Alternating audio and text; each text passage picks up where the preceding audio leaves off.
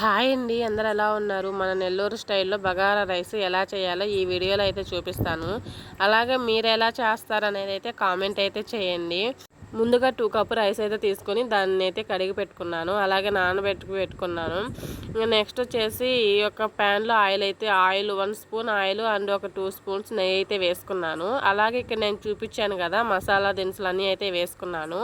Next వచ్చేసి onions and పచ్చిమిర్చి కూడా వేసుకున్నాను. ఇవన్నీ లైట్గా గోల్డెన్ బ్రౌన్ కలర్ అయితే వేగాలి. వేగిన తర్వాత వచ్చేసి ఇంకా అల్లం వెల్లుల్లి పేస్ట్ వేసుకోవాలి. అల్లం వెల్లుల్లి పేస్ట్ కూడా వేసుకున్న తర్వాత అల్లం వెల్లుల్లి పేస్ట్ పచ్చి వాసన పోయే వరకు అయితే వేయించుకోవాలి. ఇంకా నెక్స్ట్ వచ్చేసి టమోటాలు ఒక టమోటా అయితే తీసుకున్నాను. టమోటా కూడా వేసుకోవాలి. ఈ అల్లం వెల్లుల్లి పేస్ట్ అండ్ టమోటా బాగా ఫ్రై అయితే అవ్వాలి. అయిన తర్వాత పుదీనా అండ్ కొత్తిమీర 2 అయితే వేసుకోవాలి.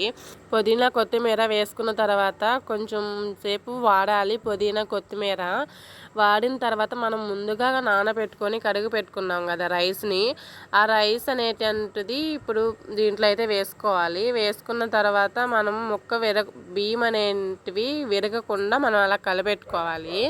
ఇంకా కలబెట్టుకున్న తర్వాత అయితే నేనైతే వాటర్ అయితే 2 కప్పు రైస్కి వచ్చేసి 4 కప్పు వాటర్ అయితే వేసుకున్నాను. 4 కప్స్ వాటర్ అయితే వేసుకున్న తర్వాత వచ్చేసి మనం ఒక 5 మినిట్స్ హై ఫ్లేమ్లో అయితే పెట్టుకోవాలి. రైస్ అనేది పొంగు వస్తుంది కదా, పొంగు వచ్చిన తర్వాత తెరలుతుంది.